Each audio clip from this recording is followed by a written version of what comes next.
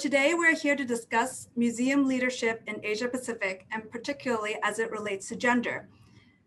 Now, I'm joined, very honored, by three wonderful women leaders in the museum field here in Asia Pacific. First is Mami Kataoka, director of the Mori Art Museum. Mami, hello. Mami has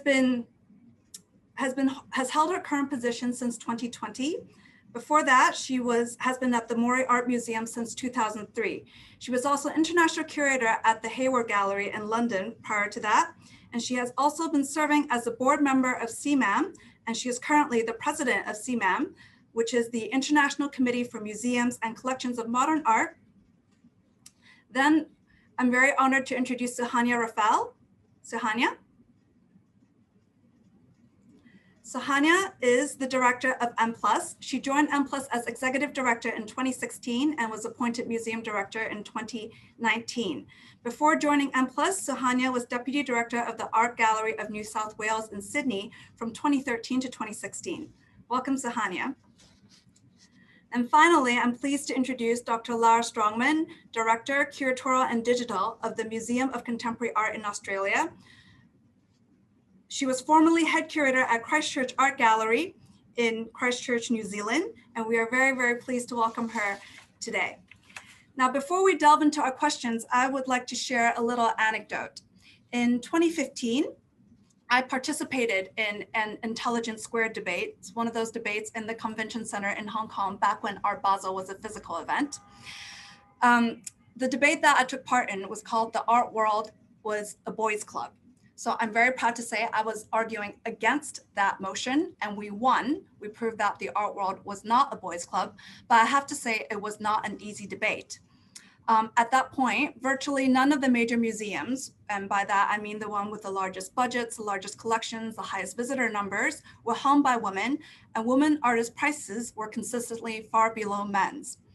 So I must say, in the 6 years since that debate, a lot has changed. Women's leadership in the arts have come a long way, with many appointments for the most powerful and most important museums going to women.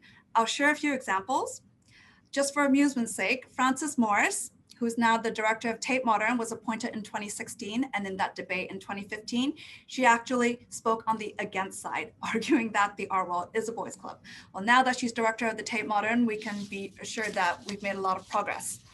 There's also Suhanya Raffel, who was appointed to executive director of the M+ in 2016, Laurence Decals at the Musée d'Orsay, and Maria Balchamp at the Tate in 2017, Kaywin Feldman at the National Gallery of Art in DC in 2019, of course, Mami Kataoka, our speaker at Mori Art Museum in 2020, and this is just to name a few.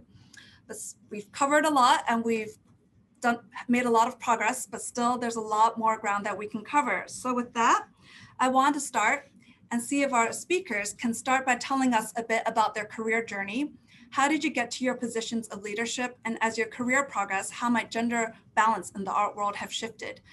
Since I see Suhanya on my screen right now, let's start with Suhanya. Thank you, Elaine, and thank you so much for all of you for joining us this evening, morning, wherever you are, to talk about actually a very important topic about leadership and women in leadership positions and diversity, which is actually a conversation that needs to be taking place across both women and men need to participate in this. It is not just a women's issue, it is a human issue. And I would say, how did I arrive here? I think it's very hard work, persistence, passion, and opportunity when it knocks. And I think as a museum worker, we know that museums are often the majority of people working in museums tend to be women. Yet, when you look at where leadership positions are, they tend to be men, or they did tend to be more geared towards men than women. And in some institutions, that's still the case. But advocacy, talking about it, because it's a collective voice, and to understand that we achieve our positions of leadership through merit, through the work that we have done. It's very important that that recognition is seen across all of our various fields, that we bring very important points of view, experience, but intellectual research, scholarship, whatever it takes for whatever position we're aiming for, is also because we deserve those positions. So for myself, I would say those are the main characteristics, really: persistence, passion, and opportunity. Thank you for that, Suhanya. Mami, would you like to share? Yes, thank you again for inviting me to talk about this issue, very interesting issue. I totally echo with Suhanya, being a dedicated passion for the museum. And I think for whatever the position, I think it's important for one person to work longer in the museum to show some vision and consistency. So I started at the Mori in 2003, but previously I was at the place called Tokyo Opera City Art Gallery, and I started from the very ground planning stage of what kind of art gallery it was going to be. So I dedicated my time, my late 20s to early 30s, for 11 years, from planning stage to just start running the museum. And that I probably gave me a confidence to think about the longer vision of the museum. Then when I started at the Mori 2003 with David Elliott, he became first foreign museum director in Japan. So that was already a challenge. And I think it was also important for me to work for the different projects and different institutions through, like I was splitting my time between London and Tokyo for one time. And then also I had opportunity to work with the different biennales like Gwangju Biennale and Sydney Biennale. That gives larger view, objective view of the art world and then also whole world, so that it can be reflected to the one institution. And also, a lot of time I was many of the first of something. Like when I did Gwangju, that was a time in 2012 that 6 Asian women became a co-artistic director. That was the first women, except Korean local, the curator became artistic director. And Sydney was first Asian artistic director, not the first women. So I think I took those positions because I thought I needed to change the history and to become the first of something so that the door will open. So I think it's important to, as Suhanya mentioned, when opportunity comes, you have to take it and challenge it, to not for yourself, but all for changing the history and then open the doors for the youngers. Well, thank you so much for sharing that. It's a huge challenge to be the first of many things. I mean, it takes a lot of courage to do all that. So thank you for sharing. And Lara, we'd really love to hear from you now. Thank you. Thank you very much for inviting me and having me here this evening, and greetings to everyone. I started as a young curator in New Zealand in the early 90s, and I was the only female curator at the museum where I worked. But there were women in other senior leadership positions in New Zealand, including then the director of the National Art Gallery. And those women of an older generation to me had absolutely broken the glass ceiling to get where they were.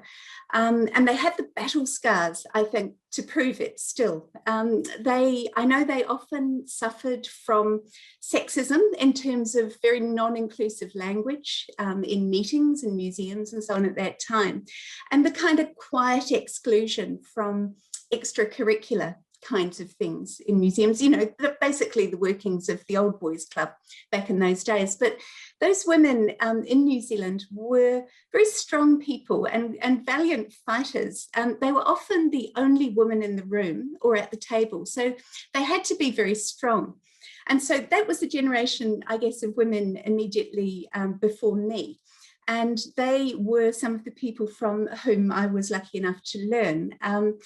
From one in particular, Paula Savage, when I was Deputy Director at City Gallery in Wellington for some years, I learned a great deal from Paula about how female leadership could be done differently. That it didn't need to replicate a kind of traditional authoritarian, I guess traditionally male stance, and that what was key was the work, and great relationships and shared purpose were key in doing significant projects in museums. And so that was slightly antithetical to that kind of single authorial voice, I guess. That was something I learned very much from working with Paula. After that, what I did was I left the profession for a little while to have children. I had a big job and I didn't feel that I could manage a good job with the two things. And so I left for a while to have children, do a PhD, work as a guest curator and a critic and so on. And those were really interesting years because they coincided. I was back in Christchurch and those coincided with the Christchurch earthquake years when most of the central city was actually levelled by the earthquakes. And we started doing art differently in the city. So that was a very interesting time, I think. Again, to learn about a lot about collaborative practice. And that's something that's very interesting to me as an alternative model, I guess, of working with both men and women. And then from there, I went to the MCA in Sydney to work with the wonderful Lizanne McGregor, a female leader whom I've admired for so many years. I would say, I mean, I'm a New Zealander, and I would say that New Zealand is socially a pretty progressive society. And the gender balance of men and women in museum directorships, senior positions, is probably about half and half now. Australia perhaps slightly less so, but again, the female directors are very strong and prominent. And I would say that they still need to be. They, you know, in terms of one's professional practice as a woman, one needs to be very, very strong. In New Zealand, there's a very proud tradition of female strength in Maori culture. And of course, you know, 3 female prime ministers. So that might provide something of a cultural background, I guess, for New Zealanders. Thank you so much for sharing that. It sounds like New Zealand is quite progressive indeed. And at the same time, we are all standing on the shoulders of giants, of the other predecessors that we have before us and all the progress that they've made. So earlier I mentioned about the flurry of appointments of women to leadership positions at great museums throughout the world, including both Suhanya and Mami. You're both quite recent appointees. This has happened all in the past 5 years or so. So I'd love to hear from our speakers today what you think brought about this change, why it's come to be and what it means. Who wants to go first? Shall I hop in first? Suhanya goes. Okay. Yeah, I'll hop in because, you know, it comes on the back of what both Lara and Mami have said, is that we made our opportunities count in the locations that we were working in. And thinking about the work that I'd done, and, you know, 19 years at the Queensland Art Gallery before I went to Sydney to join the Art Gallery of New South Wales. And those 19 years started really at the bottom as an assistant curator and worked my way right up to being the acting director. And fundamentally because I brought a voice of diversity, but also a passion for a specialist area of the collection and the programming that became the hallmark of the institution, which was Asian Pacific contemporary art. And in an institution in regional Australia, or well, it was like a regional institution really when I joined it. And the project of the Asia Pacific Triennial really put it on the international map. And that was opportunistic, because really in the end, the director there, Doug Hall, very young director, thinking, I have nothing to lose, let's go and let's do this. And we worked collaboratively with colleagues right throughout the region, but as an institution grew something exceptional in the early 90s. And from there to come to Hong Kong, They're here in Hong Kong, the investment in building cultural capital for the city was another exceptional move, argued for by a whole range of Hong Kong people and institutions, but to have me come as the second director on the back of Lars Nitvi, who was the inaugural director, was also because Lars had reached out to me in Australia to help with some of the M+ matters and just structural thinking for the institution. And when it came time to, think about the next steps for the institution, I know he encouraged me enormously to say, put your hat in the ring and see what happens.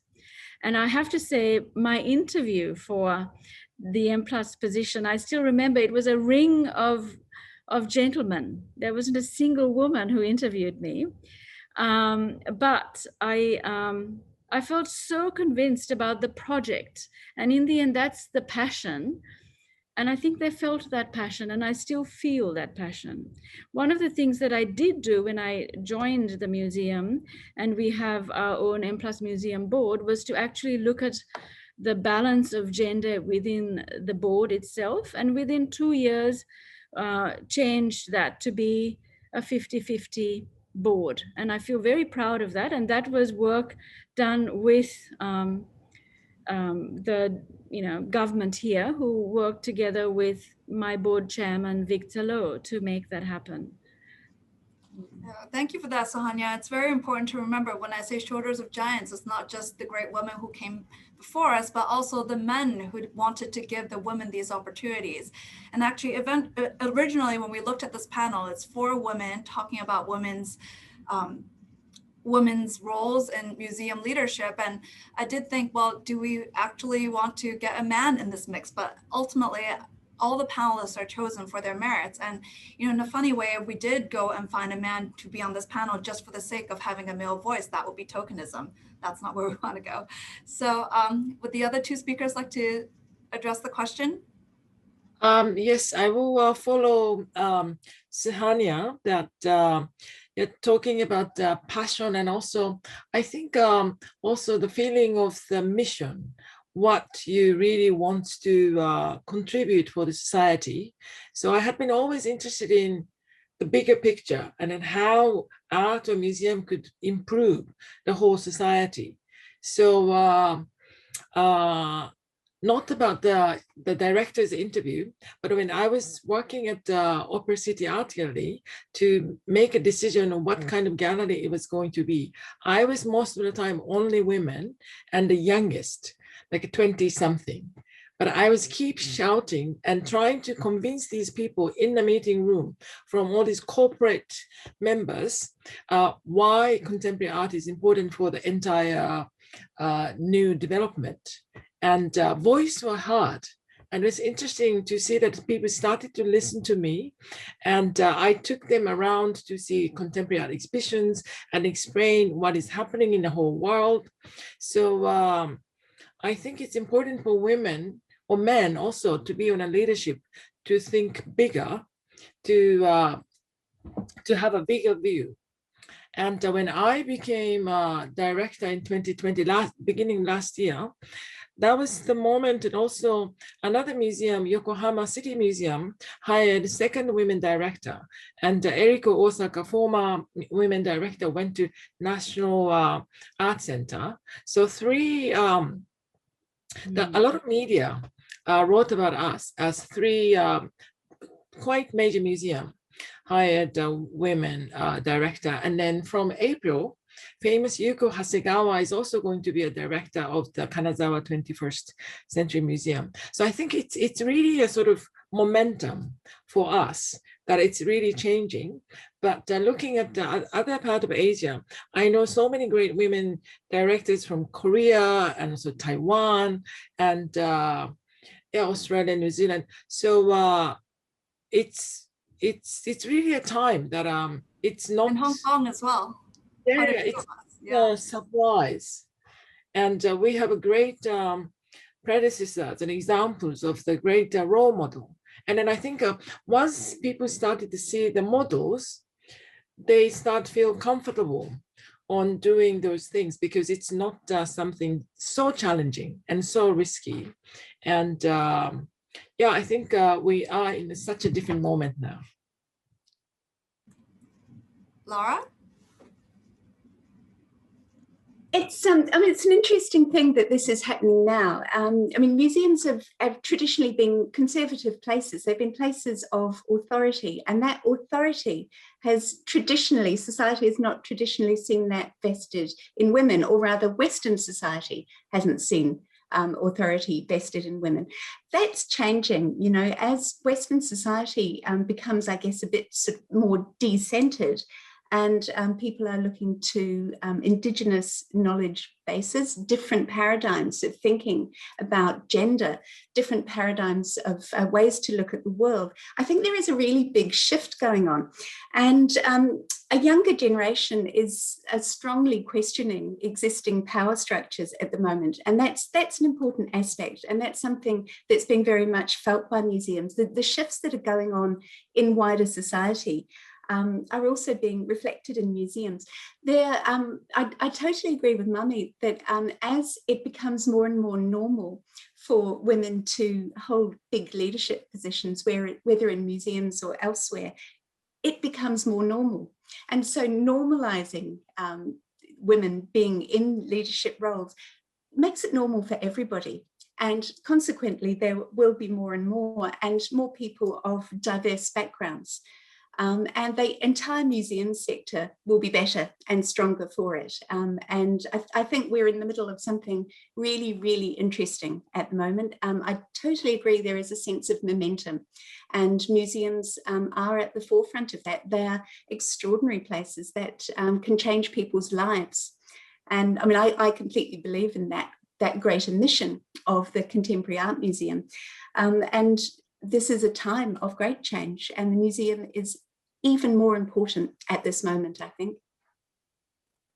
I think, as Lara said, this gender issue is really the part of the larger diversity issue. So gender issue cannot be singled out from other equity issue. So yeah, I think it's important not to concentrate too much on the gender only, and think bigger again as a whole diversity. Oh, absolutely, especially since, as Lara says, museums are places of authority. These are places that are writing history. They are telling the stories of the world that we live in. So in a sense, you really need that diversity, both whether in gender, race, socioeconomic background, educational background, for all of that in order to tell a story that can reflect society as it is. So I'm going to shift gears a little to speak about women artists, but before we do that, I'm just going to make a little announcement. If anyone has questions for the speakers, we will have a Q&A session at the end. So please remember, if you have questions, feel free to message me on the chat function on Zoom, and I will organize them and ask them at the end. So on to the next question. I would love it if the speakers could talk about the representation of women artists in your collections and your programs, and how do you think female leadership in these institutions might develop this? Suhanya, do you want to go first? All right, I'll go first. When I joined, I asked my team for what the gender balance looked like, and it didn't look great. And since then, we've done very concerted work to shift that. And right now, it's about 18% of our collection is women. In terms of large museums, it's generally around 3 to 4% are women. So in comparison to that, it's better, but it's still not good enough.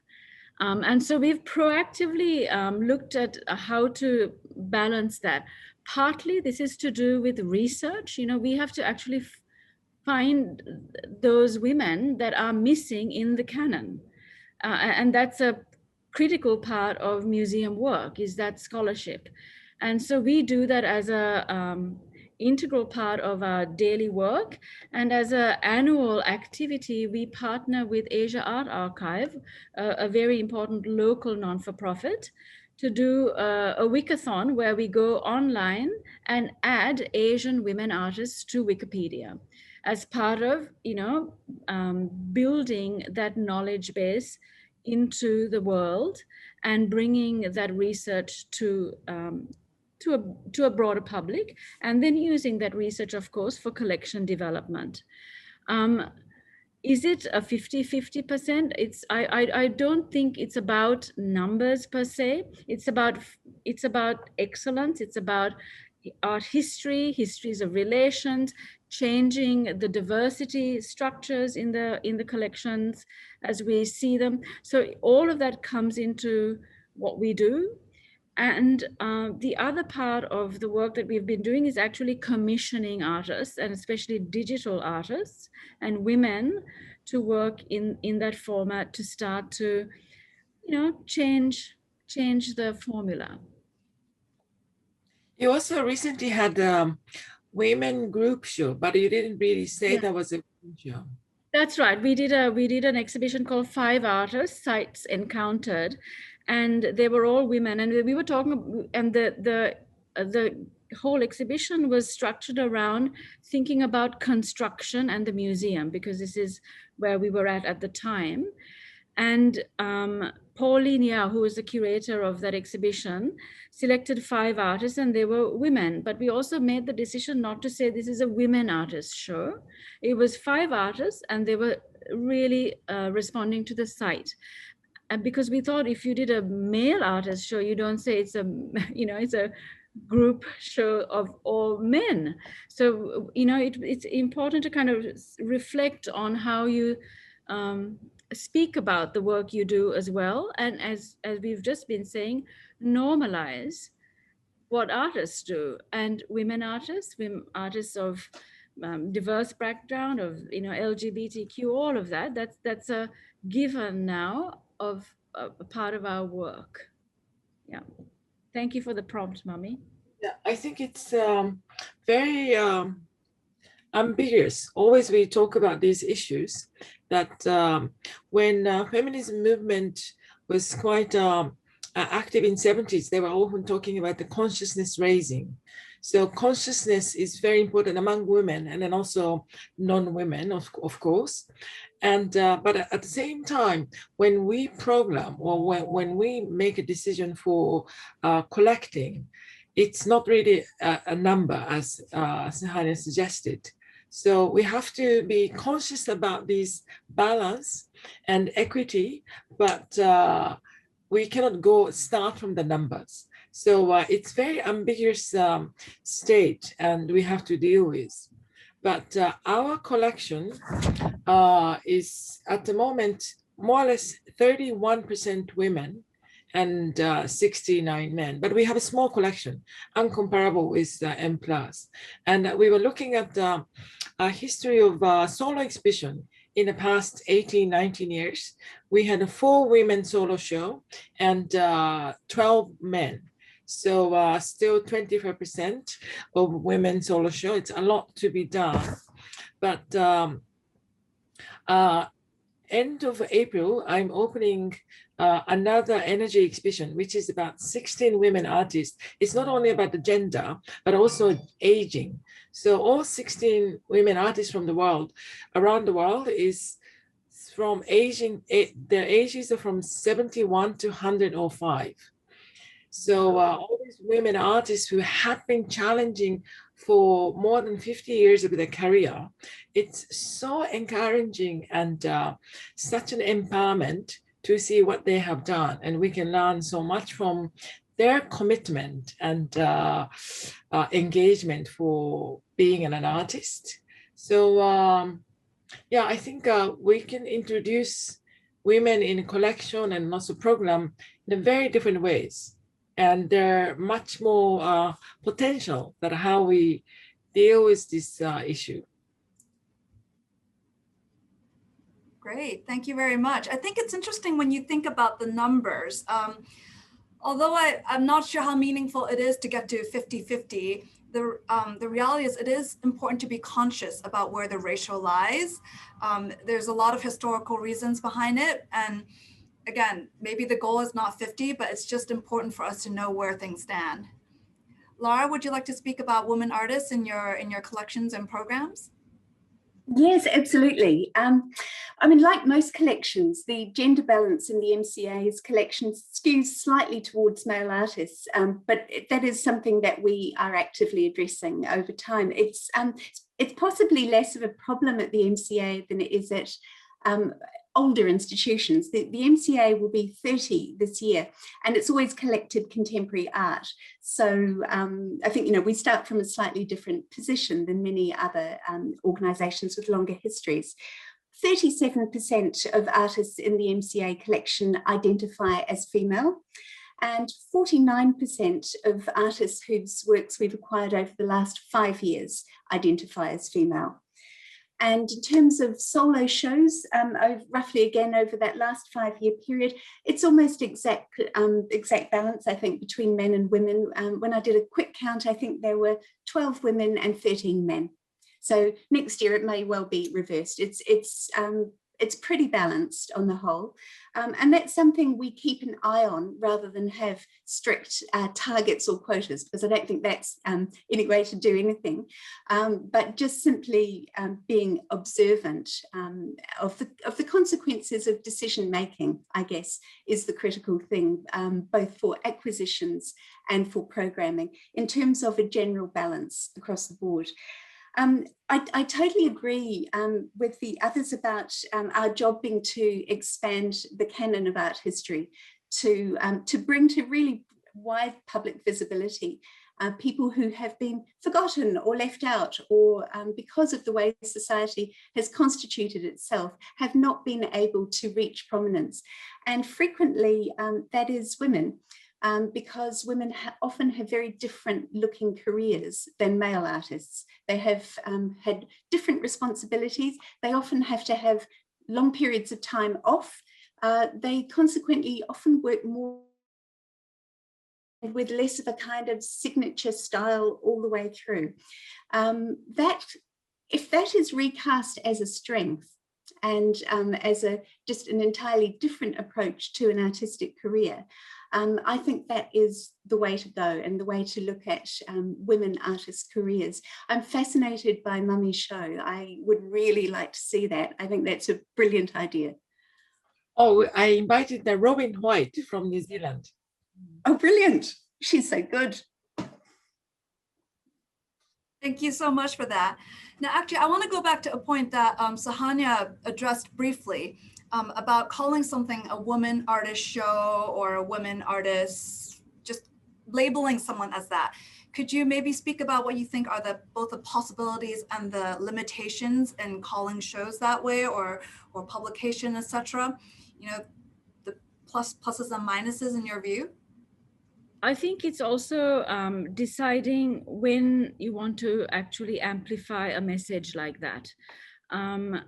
At the time when we were discussing Pauline's exhibition, we just thought we were really trying to think about who are the most interesting artists that were in fact doing work in relation to building sites, construction, and you know, the land. So the artists that Pauline selected were Ana Mendieta, Lara Almategui from Spain, Li Bull,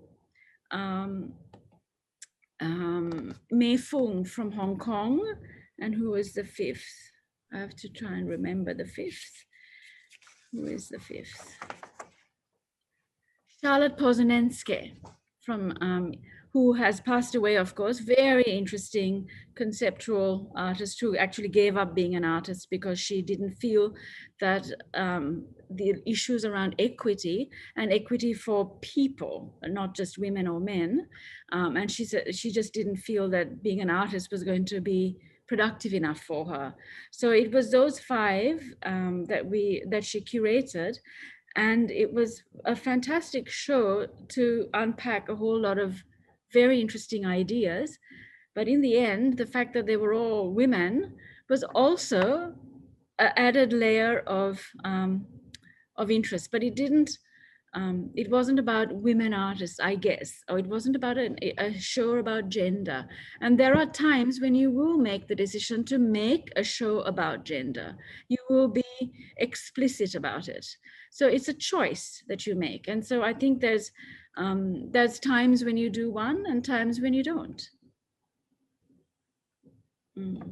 I had similar discussion internally when we were preparing for this another energy show. And should we say women show? Should we say old lady show? And how do we describe the show?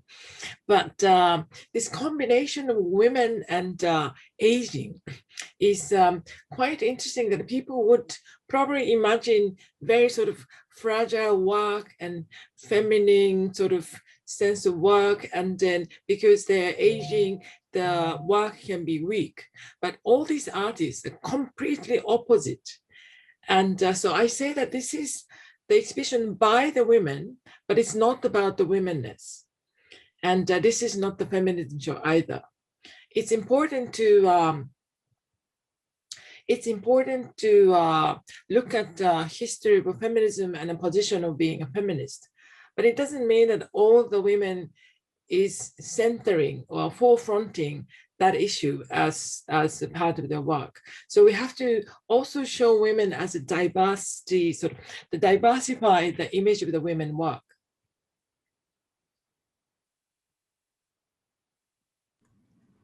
Any thoughts, Lara, on this one? It's something I think I've seen change over my career, in that an older generation of female artists, I have had many conversations with people who have not wanted to be identified as women artists. It's not a thing they've wanted. They've simply wanted to be artists along with everybody else and not be in a special category of their own, something which is carved off as being different, as a particular, genre of artist, the female artist. They've not wanted that. And so I've come across that point of view quite often when working with older women artists.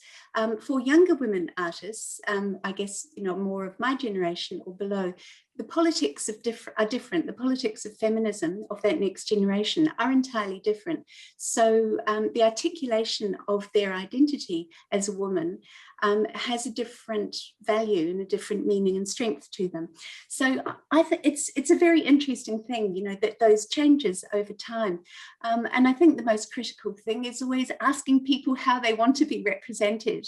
And that's something, totally critical for a curator to do when talking about any artist and when curating work into an exhibition. Is that actually the way that the person wants to be spoken about and represented? And so, I think that's always the critical first step, really. Great, thanks for that. So on the topic of inclusion and diversity, not just when it comes to women, but also when it comes to race and different backgrounds, I wanted to see if Mami could share with us a bit about her experience on the board and also serving as the president for CMAM, the International Committee for Museums and Collections of Modern Art. If you could tell us a little bit more about the organization and what, I find it really amazing that you had not just a woman, but also a Japanese woman serve on this very international board. So I would love to hear your views on it. Yes, CMAM is what was founded in 1962. So next year we're celebrating 60th anniversary as a part of ICOM, the larger museum organization. And they have, ICOM has a different international committee for specificity of the museums. So CMAM started as the group of professionals from modern museum and collection.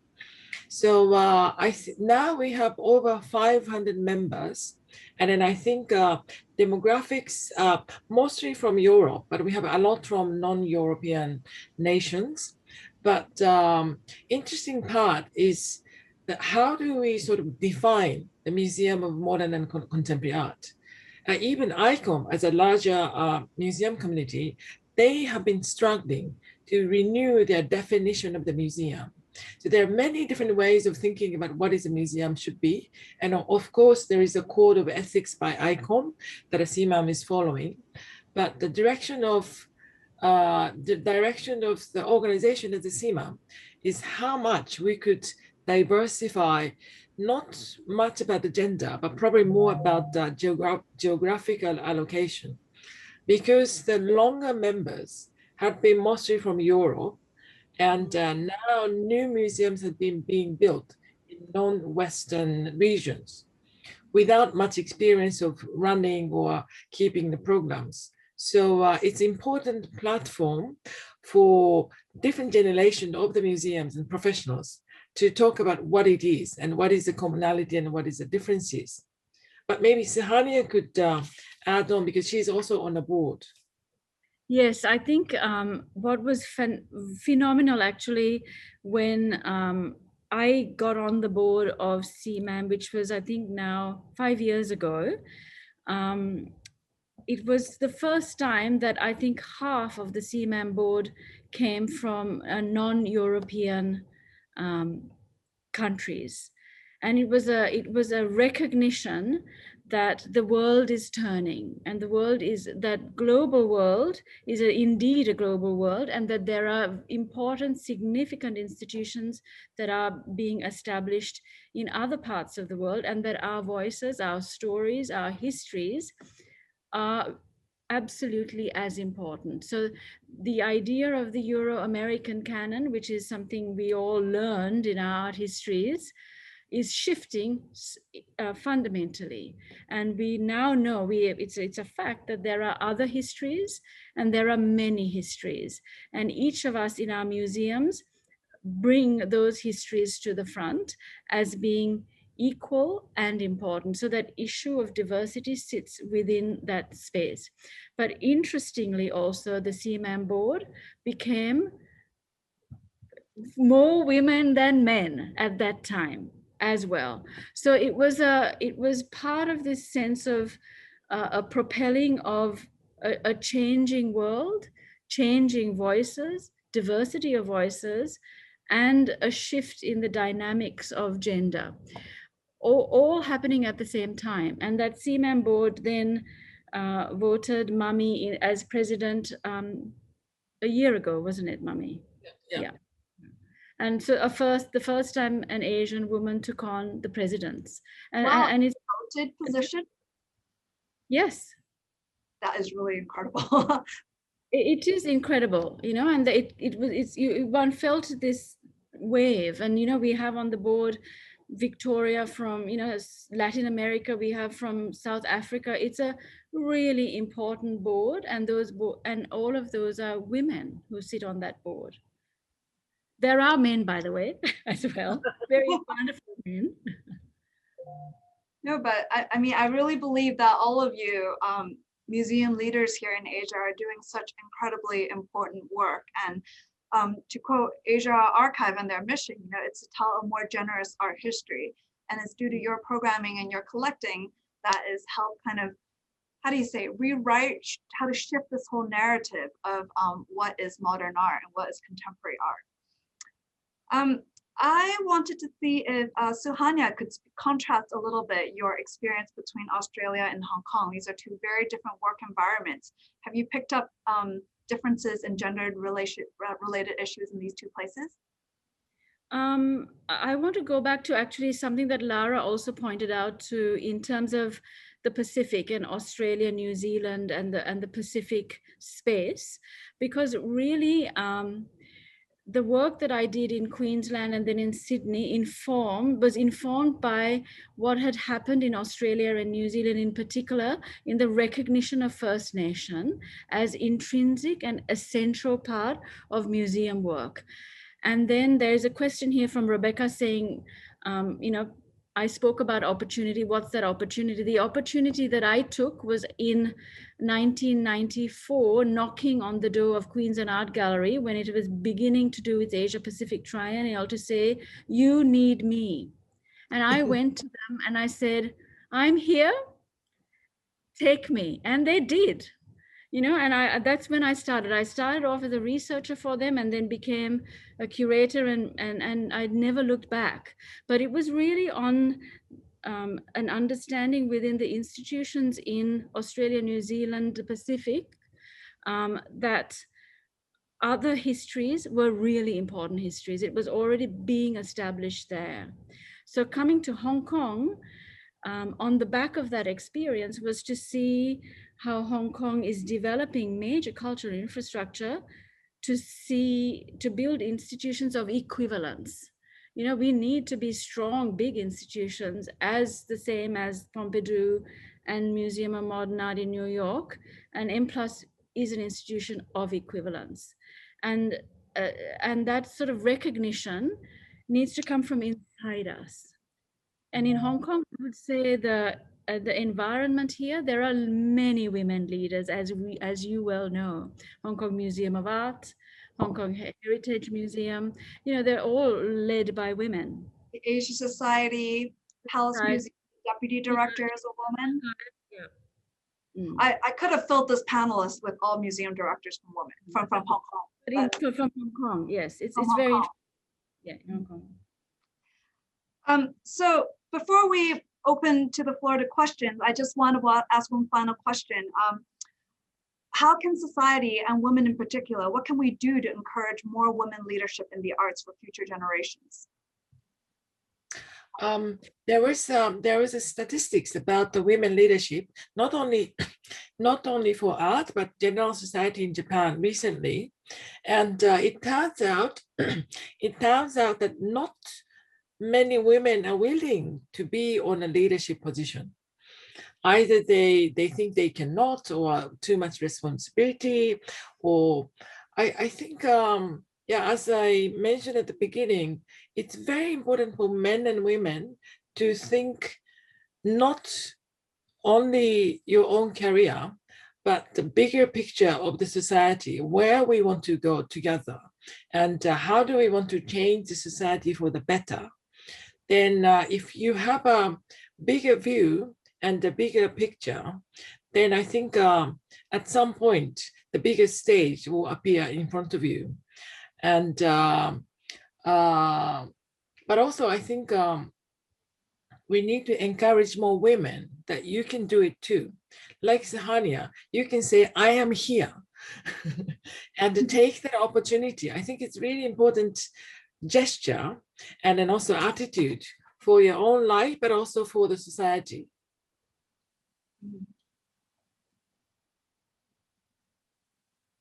Lara, would you like to share? Yeah, I think mentoring younger women is critically important, and providing a supportive environment for younger women is critical.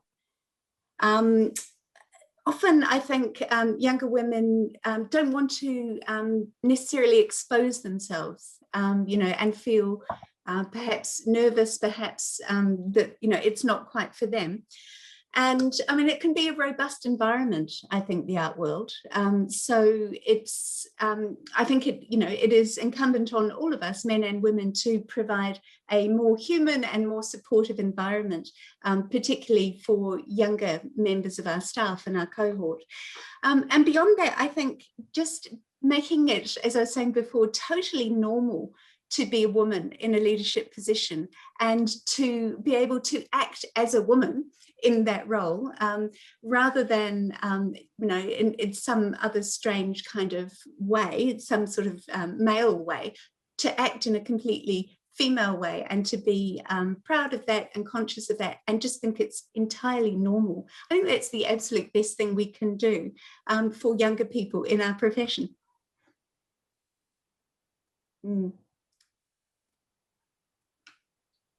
Excellent. Suhanya, would you like to share? Yeah, I mean, I think I don't have much more to add than what Lara and Mami have said, except to say, yes, I think mentoring is really important, but that mentoring happens across gender as well. You know, there were mentors for me that were male as much as they were female. And I think how you learn is dependent on your situation as well. But I think I think it's changed a lot for the next generation too. And that is a good thing, you know, to see that change. As you said, when you began this panel that 5 years ago, when you reflect on that debate, that change has been so profound. And I think it continues. Excellent. Yeah, I think Go for as not as a museum director, but looking at the artist, it's 50th year this year since Linda Nocklin's iconic writing, Why There Is No Great Women Artist. But a lot has been changed in the past 50 years, but there is still way to go. So we should really celebrate what we have achieved as a whole society, but we should really look at critically where we are going and what needs to be done still. Excellent. We have a few questions from the floor, and actually, if anyone else has more questions, I would encourage you to write to everyone, because rather than just me, because I thought it was quite helpful how Suhanya saw that. One question from Rebecca Lazelle, and I actually thought it was a great question, and I would love it if Mami and Lara could speak to it as well. So Rebecca's question is, you have spoken about opportunity and taking it when it comes along. What were some pivotal moments for each of you? And how did you know that that was the opportunity was the right one to take versus stepping back? So Mami, since you're on the screen, or do you need a moment to think? Yeah, Either I think somehow, yeah, I raised my hand only once for curator of the Tokyo Opera City Art Gallery position, because at the time I had no museum experience, but I just planned this art gallery for 7 years at the time, probably. And then I had a very clear vision that what museum this is going to be. But after all this planning stage, the sponsoring company, patron company, started to recommend people who could run actually that space. Then I saw those names, and then I completely thought that entire my dream of 7 years will become something totally different. Like I have to cut the string with the balloons and my balloon goes somewhere else. So only that time I raised my hand. Can I try to do it, to realize, implement my plan to the reality? And yeah, as I said, by the time all these people from sponsoring company were already starting to listen to what I say. So I was lucky enough that they said, if you do it, why don't you challenge it? I think it was incredible opportunity when I look back for someone like, probably I was like early 30s to be a chief curator with no museum experience. That is incredible. Lara? I think a general thought that I have there is that I read years ago that women often look at a job, a position description, and think, oh, I can do maybe 80% of that. I can't do 20% of it, or I've never done that 20%. Perhaps I shouldn't apply for the role. Whereas somebody else might look at that job description and think, well, I can do 20% of it. I'll have a good crack at it. And so that not second guessing oneself, I think, is one of the most critical things I've learned over the years, is to put yourself forward, as Suhanya said, to say, I'm here, I have a point of view, I have a set of experiences which I would like to bring to the table. And I think they may be of value. But also it is not one's own decision whether or not those things are of value. It's important to have the belief in yourself, but it's important not to second guess and undermine yourself. And that's something I often say to younger women with whom I work. You are valuable, you do have an important voice, your experiences are important, please bring them forward. But that is hard sometimes for us to do, really. And that's, I started by talking about the strength of those senior women when I was early in my career. And that's the kind of strength I guess I try and channel now and again, and what I try and pass on to younger members of our team. Yeah.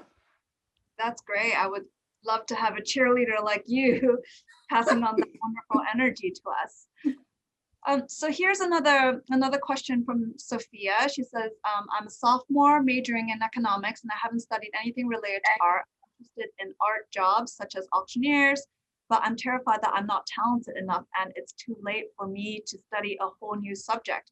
I will appreciate it if you can give me some suggestions. Looks like Lara has some suggestions. Well, I think probably what I just said, you know, to have that belief and to try and make the opportunities for herself, and very best of luck. I think if people are that keen and would really like to do that, then they will find a way. Yeah. I can also add a really interesting example of an artist, Emily Ingawari, an artist from Australia, Aboriginal woman artist, who began to be an artist at the age of 80. And she has an incredible body of work and is a big, big artist, but it's never too late, is how I see it. I totally agree. It's never too late. And if you start today, it's the artist. And whenever you want to start something and to know something, you can only start today. If you do it 1 year later, you lose already 1 year. And also, I think I'd like to really encourage all of you to not to afraid of the failure. I have a whole list of all failures in my life, so much, but I can really see that I learned so much from what I did and what I shouldn't have been done. And yeah, I have failure list and trauma list and all of these, but I think it's worth in your life probably. Great. Now here's an interesting question from someone called Lulu. She says she has a question for the panel. As women in positions of leadership within cultural institutions, where predominantly women tend to make up a significant bottom of the staff, do the panelists feel that you have an interest in mentoring younger women in the earlier stages of their careers compared to younger men?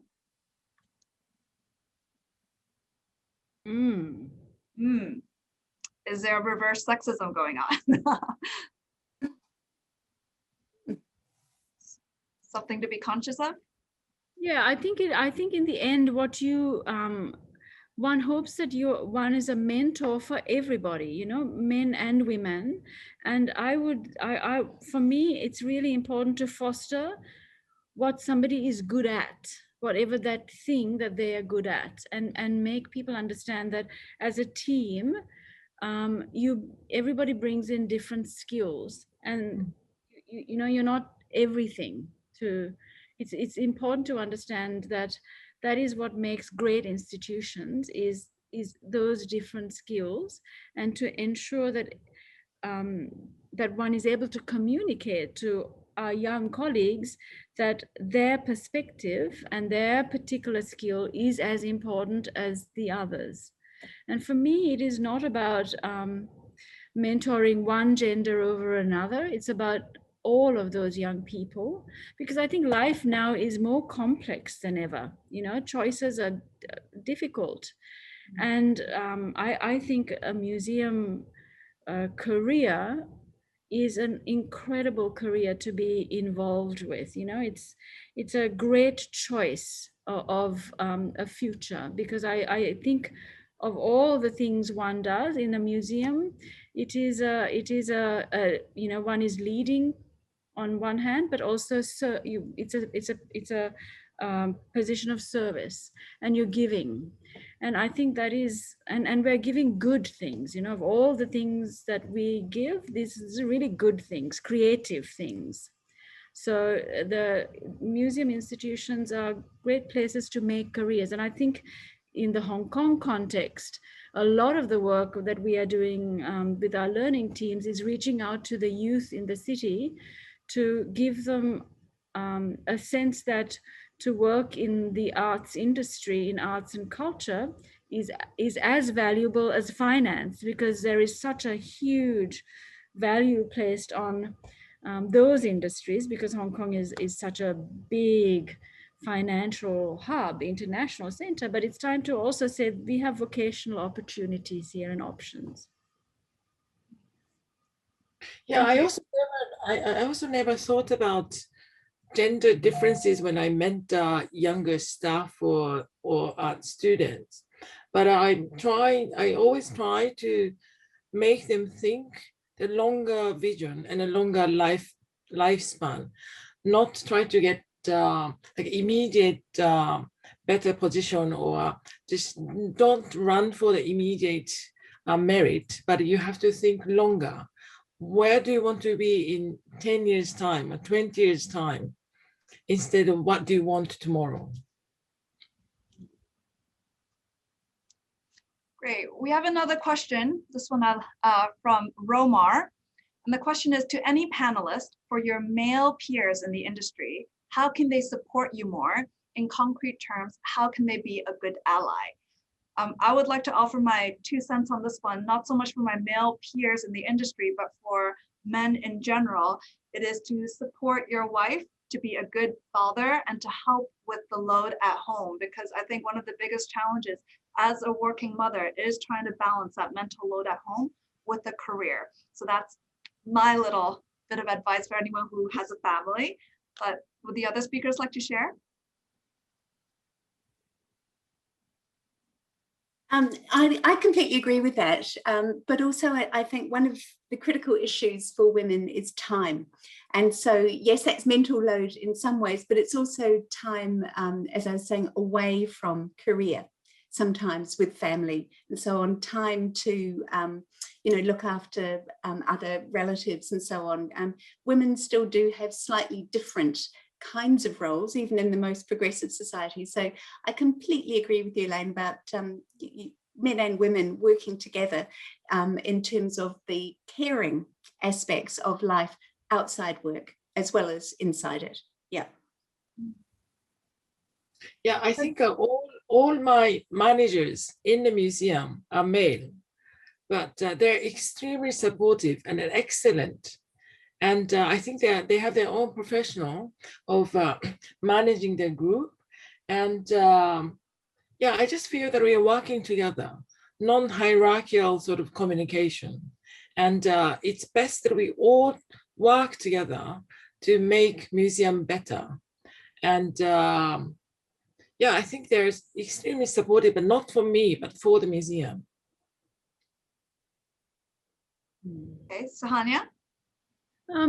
I'd only add that really in the end, knowing about these issues is, half the battle, if you like, to be aware of it, to be conscious of it. That's a great champion already.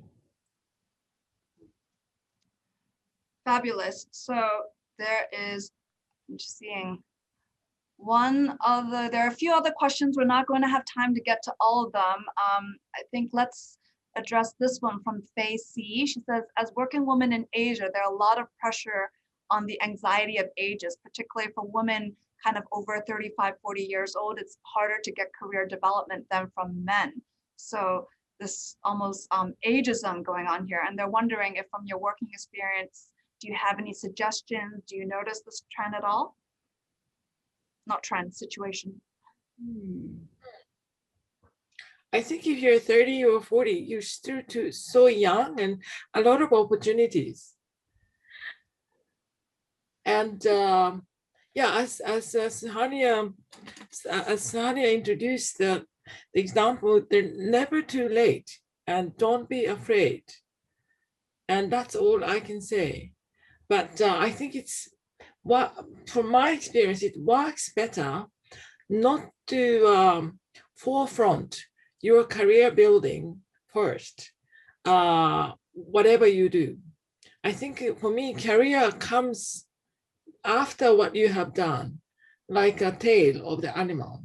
So you have to have longer vision of, again, museum or your professional community or society, how to make that environment better. Then you have a bigger field, and then you have a longer tail.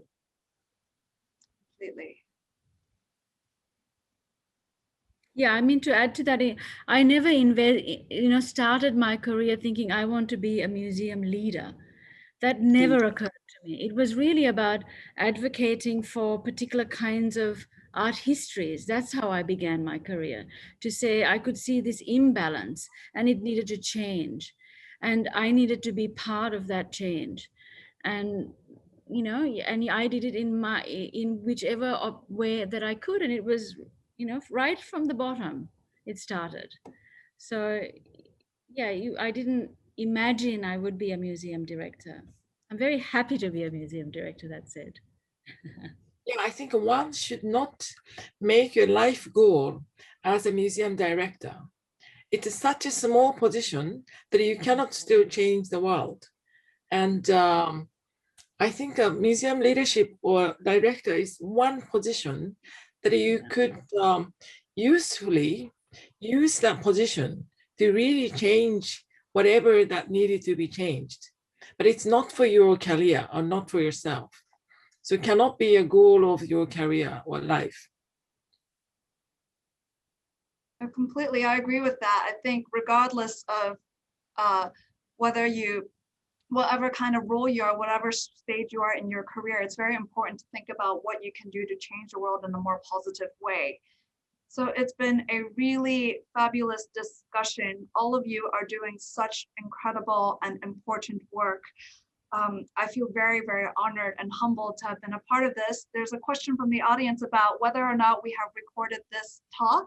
I believe we have.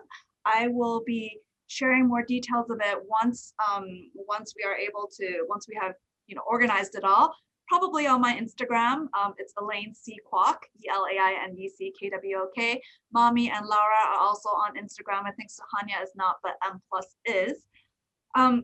I'm a mother of 2 girls and a boy, but especially for my girls, I feel that today this conversation has been so inspiring and motivating and heartening for me to think about this future that we are planning for the next generations. And as Suhanya said very rightly at the beginning, this is not just a woman issue, it's a human issue about inclusion, about diversity. And before we let off, I just wanted to share with you, so in China nowadays, International Women's Day, they're calling it, instead of 妇女节, everyone's calling it 女神节, which literally translates into goddess. So I would like to wish all of you a very happy International Goddess Day. And thank you all very much. Thank you to Mami, to Suhanya, to Lara for joining us today. Thank you to all the speakers, to all the listeners, and for all your questions. Thank you so much. Thank you very much. Thank you. I enjoyed it. Thank you. Thank you. Thank you. Bye-bye. Bye-bye. Goodbye.